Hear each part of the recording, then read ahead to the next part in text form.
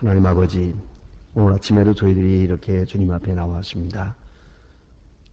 두세 사람이 모인 곳에 함께 하시리라고 말씀하신 그 말씀을 믿고 오늘도 이렇게 많은 성도들이 주의 이름으로 모였습니다. 주님을 만나기 위하여, 주의 음성을 듣기 위하여, 주님과 가까이 사귀기 위하여, 그리고 주님의 뜻에 더 가까이 가기 위해서 이렇게 모였습니다.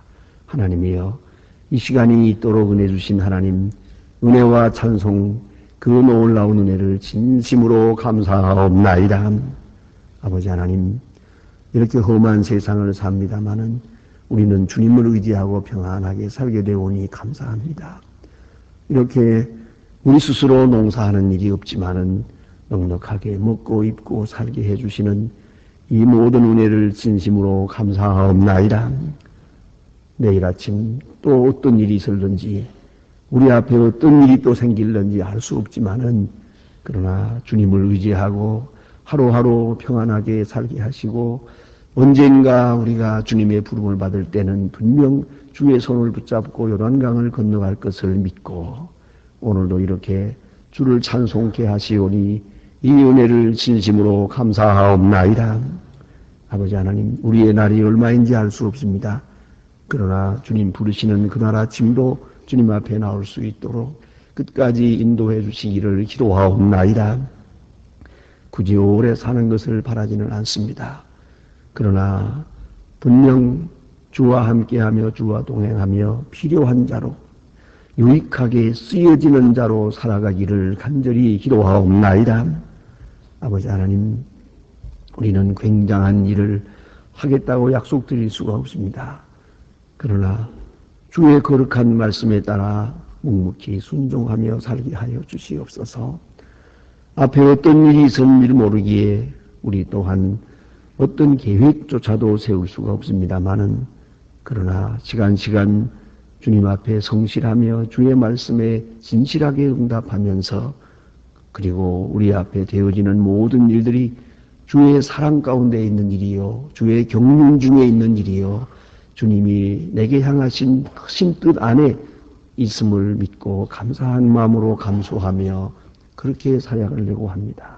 하나님이여, 우리를 끝까지 인도하여 주시옵소서.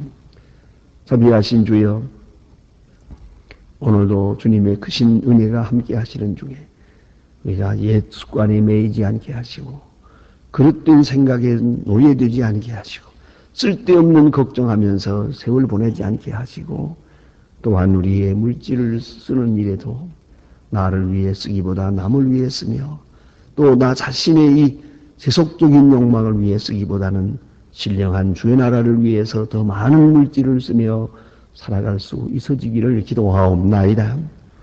자비하신 주여, 오늘도 하나님의 말씀이 바르게 권세 있게 전파되게 하옵소서.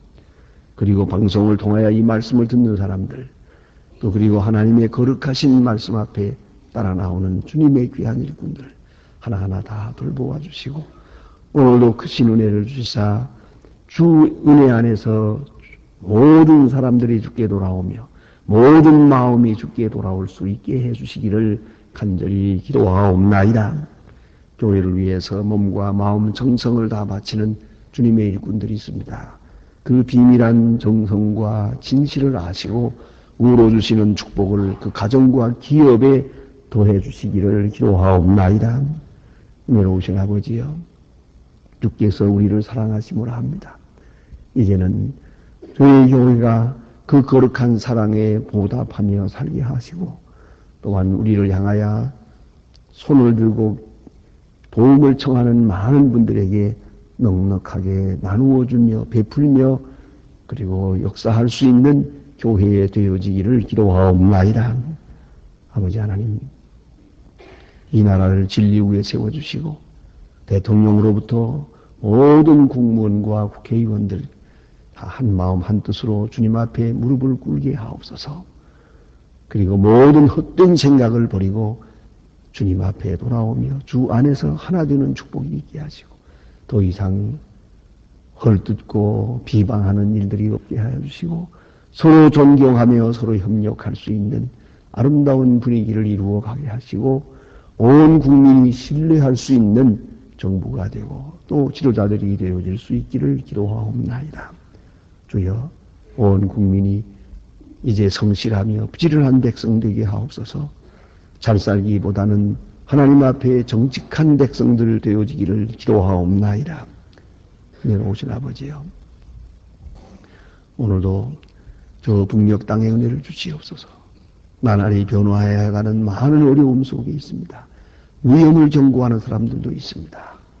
다시는 전쟁의 위험이 없게 하시고 그 완악한 자들의 마음을 주께서 돌려주시사 그 억압당하는 백성들로 하여금 속히 자유를 얻게 하시고 우리가 보내는 적은 정성들이 그들에게 힘되고 위로되게 하시며 어서 속히 마음대로 복음을 듣고 마음대로 왕래하기도 하며 복음을 듣고 주님 앞에 나오는 그런 역사가 속히 있어지기를 기도하옵나이다. 아버지 하나님, 오늘도 해외에 있든지 여행 중에 있든지 군문에 나가 있는 젊은이들 그리고 공부하는 자녀들 다 돌보아 주시옵소서. 주 은혜 안에 바로 설 수 있기를 기도하옵나이다.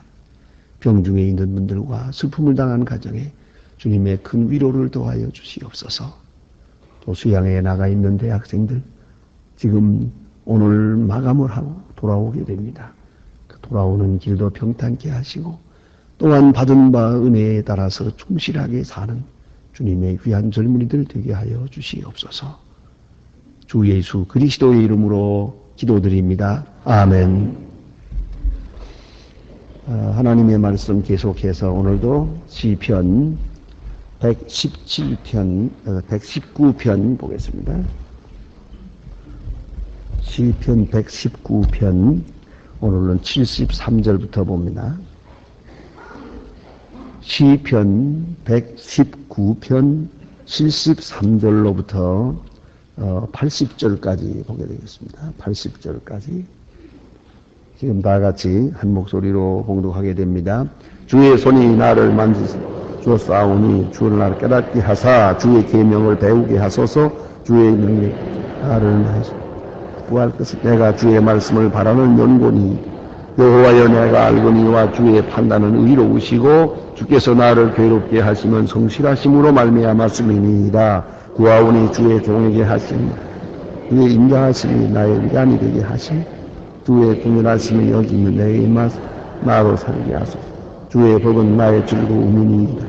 교만한 자가 무고히 나를 엎드려뜨려서 저희로 죽지를 않게 마소서. 나는 주의 법도를 묵상하나이다. 주를 경외하는 자로 돌아에게 돌아오게 하소서. 그리하시면 저희가 증거를 알리이다. 내 마음으로 주의 윤례를 완전케 하소서. 주를 수시를 당치 않게 하옵소서. 아멘. 여전히 주의 말씀과 계명에 대한 찬양, 간증하는 그런 내용으로 일관되어 있는 말씀을 읽게 됩니다. 오늘 여기서 이런 말씀을 먼저 보게 됩니다. 73절에 보니까 주의 손이 나를 만드셨고 세우셨습니다. 주는 창조주가 되십니다. 그리고 나는 주의 피조물입니다 하는 고백입니다. 주께서 창조하시고 주께서 인도하십니다. 또 주께서 나를 세우시기도 합니다. 그리고 나의 종말, 나의 운명도 다 주께서 주장하십니다.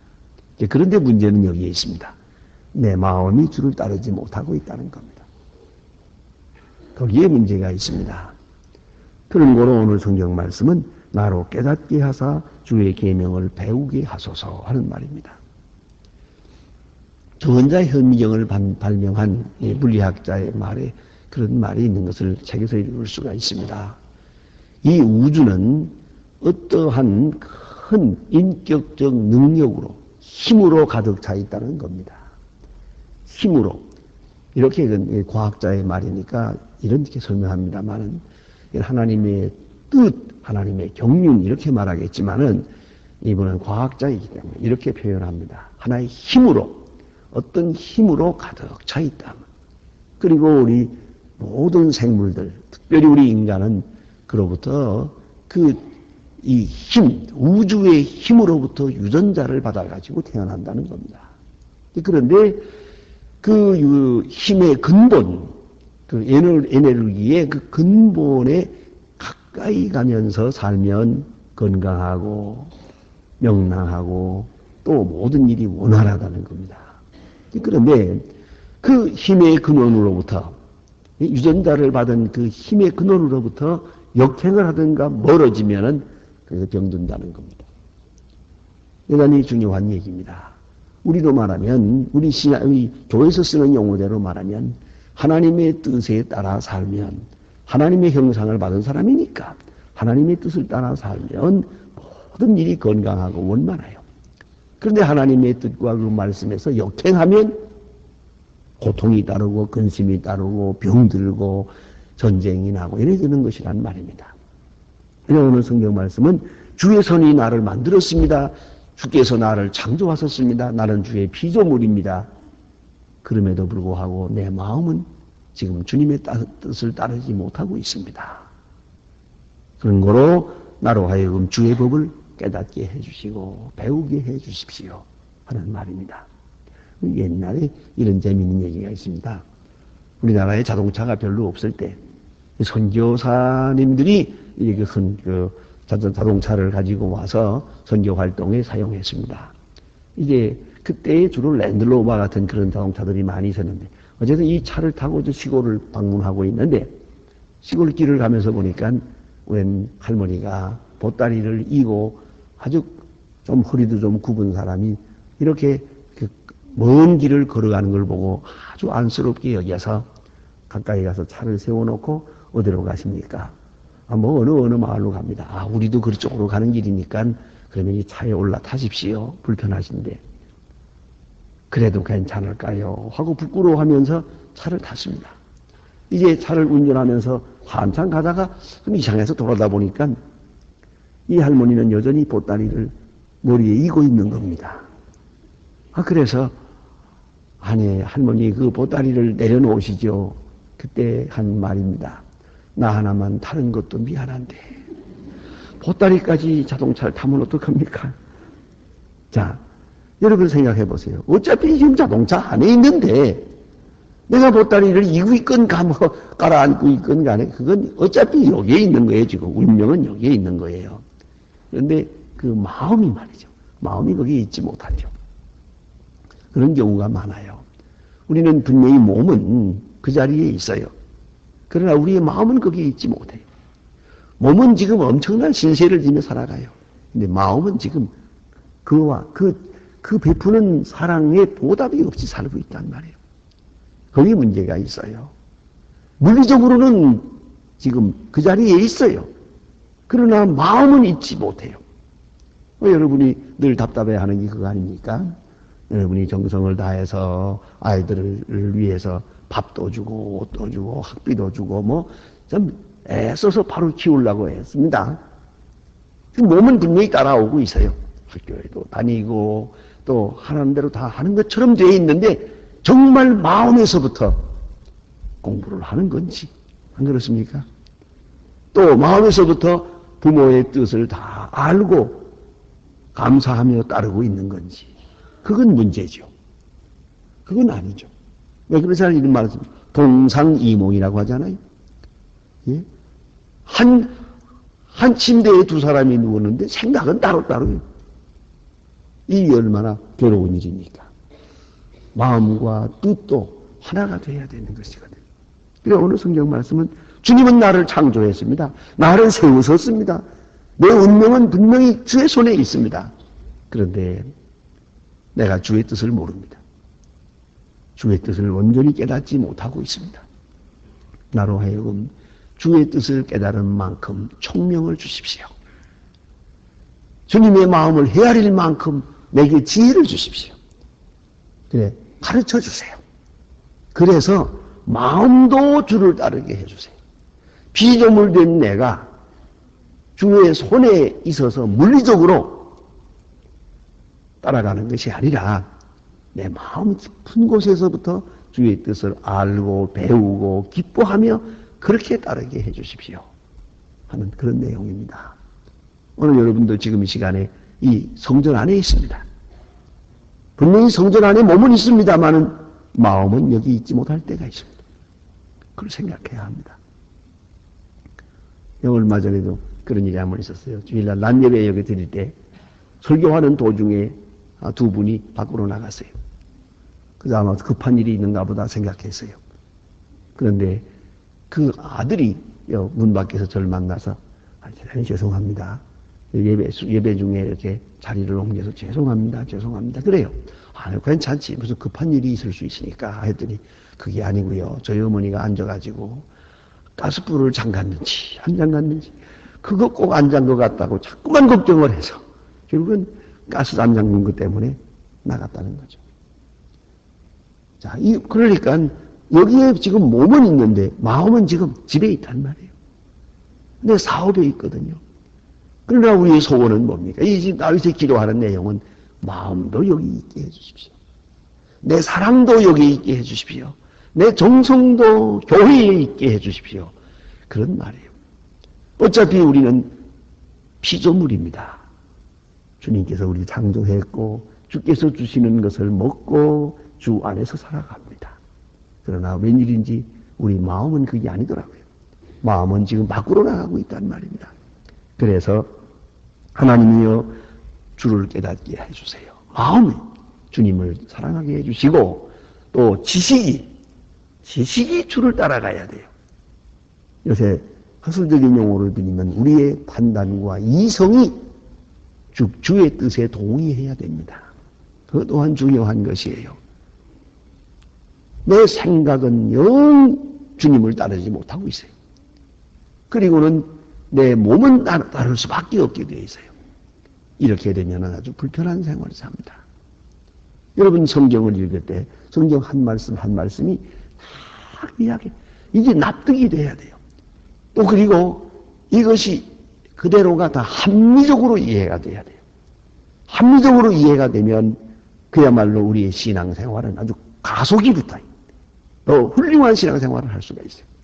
그러나 여러분 이 성경을 읽으면서 혹시라도 말이죠. 이건 좀 비과학적, 이건 좀 마음에 안 들어. 이게 사실일까? 이런 생각을 한다고 생각해 보세요. 그러면은 사실일까 하고 이러저러 의심하다가 믿어야지, 믿어. 무슨 잔소리 하지 말고 믿어라. 그러면 믿지요. 그렇지만 그렇게 믿는 믿음은 생활력이 없어요. 실천 능력이 없어요. 용기가 없어요. 왜요? 아직도 내 이성은 여기 따라오지 못하고 있으니까. 내 판단하는 지식은 여기에 지금 함께하지 못하고 있잖아요. 거기에 문제가 있는 거죠. 그러니까 여러분이 하나님의 말씀을 들을 때 아주 100% 동의하고 100% 그 가슴으로 받아들이고 머리로 받아들이고 이치로 받아들이고 이성적 비판으로도 완전히 받아들이게 될 때 이 모든 것이 합치면 말이에요. 엄청난 폭발적 능력을 나타낼 수가 있는 것이에요. 그런데 믿어야 되겠다고 생각해서 믿고 이 자리에 있긴 하지만은 아직도 납득이 되질 않아요. 그래서 오늘 상경 말하는 겁니다. 하나님이여 주의 계명을 배우게 하소서. 배워서 깨닫고 만족하게 해주세요. 내 지식도 주님을 따라가게 해주세요. 내 판단력도 주님의 뜻에 완전히 기뻐 따라가는 그런 자리에 있게 해주시기 바랍니다. 그런 말입니다. 다른 말로 다시 비유해서 말씀을 드리면 여러분이 알고 순종하는 일이 있고 모르고 순종하는 일이 있어요. 알고 그자 그분이 하는 일이니까 잘하는 거겠지. 오늘은 납득이 가지 않지만 일단 사랑하는 마음으로 따라가야겠다 하고 따르는 것. 그것과 사랑하고 동의할 뿐만 아니라 내가 납득이 가요. 내 마음에. 나 자신의 지식으로 판단할 때도 그것이 옳아요. 이렇게 돼서 순종하게 되면 그 순종하는 일은 얼마나 힘이 있겠습니까? 여러분의 생활에 얼마나 그만한 그런 생활을 하고 있습니까? 납득이 가고, 예? 내 판단도 같은 판단이 돼서 따라가는 겁니까? 아니면 그저 기왕 시작한 거니 그냥 따라가지 그런 겁니까? 부모의 뜻을 따르든 남편의 뜻을 따르든 아내의 뜻을 따르든 간에 이렇게 뜻을 따라 나갈 때는 완전한 납득이 있어야 돼요. 배우고 깨닫고 다시 말하면 알고 순종하는 거예요. 모르고 순종하는 거하고 알고 순종하는 거하고는 엄청난 차이가 있는 거예요. 예? 사랑하면서 순종하고 기뻐하면서 순종하고 게다가 알고 순종하면은 그것은 뭐 힘차게 달릴 수가 있지 않습니까? 그러나 모르면서 막막하게 어디로 가는지도 모르면서 좌우간 좋은 데 가겠지 하고 따라가는 그거는 힘이 없어요. 용기가 없어요. 그래서 하는 말입니다. 주는 나를 창조하셨습니다. 나로 깨닫게 해주세요. 그리고 주의 법을 배우게 해주세요. 그리고 다 알고 주의 법을 알고 그 결국도 알고 그리고 따라가게 해주십시오. 얼마나 참 귀한 기도입니까? 그 다음에 뭡니까? 주를 경외하는 자가 나를 보고 기뻐할 것은 내가 주의 말씀을 바라는 연고니이다. 경건한 자들이 나를 사랑합니다. 그것은 내가 주님을 사랑하기 때문입니다. 오직 그것 때문입니다. 이건 경건과 경건의 만남을 의미하는 것입니다. 그 다음에 75절에 있는 말씀이 중요한 요절입니다. 여호와여 내가 알거니와 주의 판단은 의로우시고 주께서 나를 괴롭게 하심은 성실하심으로 말미암았음이니이다. 지난번에 어제 아침에 우리가 보았죠. 71절에 고난당하는 것이 내게 유익이라 이로 인하여 내가 주의 율례를 배우게 되었나이다. 고난당하는 것이 내게 유익합니다. 왜요? 고난은 하나님의 나를 교육하시는 교과 과정이에요. 하나님의 커리큘럼이에요. 여러분 아시는 대로 누구에게 뭘 가르친다 할 때 내가 안다고 가르칠 수 있습니까? 뭐 이건 좀 다른 얘기입니다만은 우리가 영어를 배우죠. 영어를 중학교 3학년, 고등학교 3학년, 대학교 4학년. 이러면은 10년을 배운 겁니다, 영어를. 그런데 누구 만나면 말 한마디 못해요. 10년을 배우고서도, 자가 이게 뭔가 잘못됐죠? 그걸 제가 전에 미시간 대학에 가서 그런 그 공부하면서 그걸 느꼈습니다. 확실히 우리가 영어를 잘못 가르쳐요. 가르치는 방법이 틀렸어요. 이게 가르치면 안 돼요. 내가 영어를 안다고 영어 가르치는 게 아니에요. 가르치는 방법을 또 배워야 돼요. 이게 중요한 거예요. 여러분 그래서 아이들하고 뭘 가르친다고 하다가 옆에서 가르치면 자꾸 쥐어박잖아요. 그래가지고 아이들을 울리고 말이에요. 운 다음에 어떻게 공부가 됩니까? 울면서 공부하게 만들면 그거는 공부는 아주 빵점이죠. 결국은 뭐냐면 이 가르치는 방법을 배워야 되는 거예요. 예? 가르치는 방법을. 그래서 그 주의 그 가르치는 방법. 그건 왜냐면 얘가 어디까지 아는지, 어떻게 해야 얘가 알 것인지, 어디서부터 얘기를 해야 깨달을 수 있는지, 그걸 내가 연구해가지고, 그로 하여금 꼭 내가 원하는 것을 깨달을 수 있도록 그런 교과 과정을 세워야 되는 것이죠. 그와 같이 하나님이 우리를 가르칩니다. 하나님이 우리를 가르쳐 나갈 때 그 가르치는 과정 중에 자, 이건 설교도 있죠, 성경도 있죠, 기도도 있죠, 성령의 감화도 있죠, 또 봉사하는 일도 있죠. 여러 가지를 통해서 가르치지만 뺄 수 없는 가장 결정적인 것이 고난입니다. 고난을 통해서 가르칩니다. 자, 이제 우리는 어떻게 해야겠습니까? 이 고난이라고 하는 것은 내게 필요합니다. 그것이 있어야 내가 비로소 주님을 배울 수 있어요. 내가 내 가던 길을 멈출 수가 있어요. 내가 겸손해질 수 있어요. 내가 주의 뜻에 동의할 수 있어요. 놀라운 역사예요. 고난은 유익합니다. 이걸 인정을 해야 돼요. 그가 나를 위해서 만드신 교과 과정이니까. 나를 가르치는 방법이니까. 나는 그 고난을 통해서만 배울 수 있는 사람이니까 말입니다. 또 그 정도의 수준이요. 그렇기 때문에 여기서 이렇게 말씀하고 있는 겁니다. 고난당하는 것이 내게 유익합니다. 그 간증, 참 중요한 간증이에요. 동시에 오늘 본문엔 주께서 나를 괴롭게 하십니다. 내게 고통을 주시는데 그것은 성실함으로 말미암은 것입니다. 다시 말하면 이 고난은 의미 있는 것입니다. 요새 이런 말을 교육학에서 사용할 때는 effective method라고 합니다. effective method, 효과적 방법이요. 반드시 효과가 있어요. 그 효과가 역효과가 될 때가 있죠, 이제. 나는 가르치려고 하는데 이게 빗나가죠. 가르치다가 자꾸 쥐어박으면 빗나가버리면 끝나는 거 아닙니까? 마음이 벗어지면 안 되거든요. 그거는 효과가 없어요. 효과가 아주 잘못됐죠.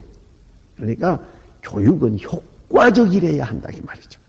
효과적이래야 한다. 자, 보세요. 가르치는 자와 배우는 자 사이에서 배우는 자가 가르치는 자를 사랑하게 되고 의지하게 되고 믿게 되고 전적으로 수락하게 되고 또 가르치는 대로 이제 행동하게 되고 순종해서 행동까지 옮겨져야 돼요. 중요한 겁니다. 저는 지금 이 자리에서 성경을 가르치고 있지만은 설교를 잘한다는 게 뭔지 아십니까? 설교는 일단은 듣도록 돼야 돼요. 무조건 좋은 사람이 있으면 설교 잘못한 거예요. 비몽사몽간에 은혜 받을 수는 없으니까 졸지 않게 말할 책임이 있어요. 그걸 알아야 돼요. 그래서 제가 오부 예배를 설교할 때 1부하고 5부가 다르잖아요. 그래서 어떤 분은 5부를 좋아해요. 4부, 5부는 그 졸리는 시간이거든요. 그 졸리지 않게 좀 비상 방법을 써야 돼요. 1부처럼 하면 다 졸아요. 안 됩니다, 그거는. 그러니까 졸지 않게 해야 될 책임이 내게 있어요. 그 졸은 책임이 내게 있는 거지, 여러분에게 있는 게 아니에요. 그게 바로 설교자의 책임이에요. 졸지 않게, 또 기쁜 마음으로 받아들이게, 그 다음에 또 깨닫게, 그 다음에는 행하게 해야죠. 행하도록 돼야 돼요. 여기서 깨닫고 느끼고 방금 돌아가서 실천하도록, 그게 돼야 설교 잘한 거예요. 여기서 듣고서 아멘 한다고 되는 거 아니에요. 아멘 100번 해도 소용없어요. 그 문제는 가서 실천해야 돼요. 실천하도록 그렇게 돼야 돼요. 실천할 마음이 생기도록 그런 설득력이 필요하죠. 그러니까 설교는 확실히 힘든 거예요. 그런데 여기에 주신 말씀이 바로 그게요. 나를 괴롭게 하시면 성실하심으로 말미암았습니다. 이게 효과가 있는 거예요. 이거 빗나가지 않아요. 반드시 주님이 원하시는 효과를 거둘 거예요. 하나님이 원하시는 어떠한 이상에, 어떠한 그 이미지에 도달한단 말입니다.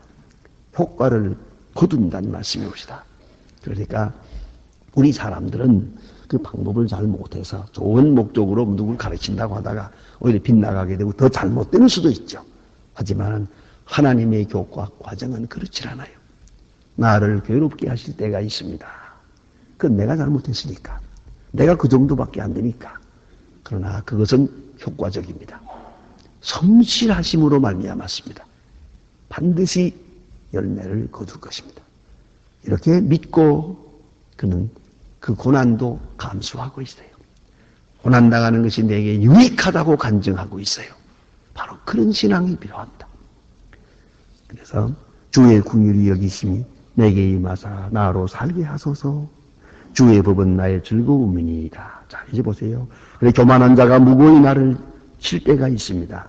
그러나 나는 주의 말씀 법도를 묵상하리이다.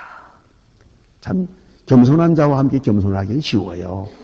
그러나 교만한 자 앞에서 겸손하기가 어려워요. 더구나 무고하게 까닭 없이 나를 괴롭히는 사람이 있을 때 나도 대항하고 싶어요. 그러나 그런 생각을 돌려서 주의 말씀을 묵상합니다. 이것이 바른 신앙인의 모습입니다. 기도하십시다.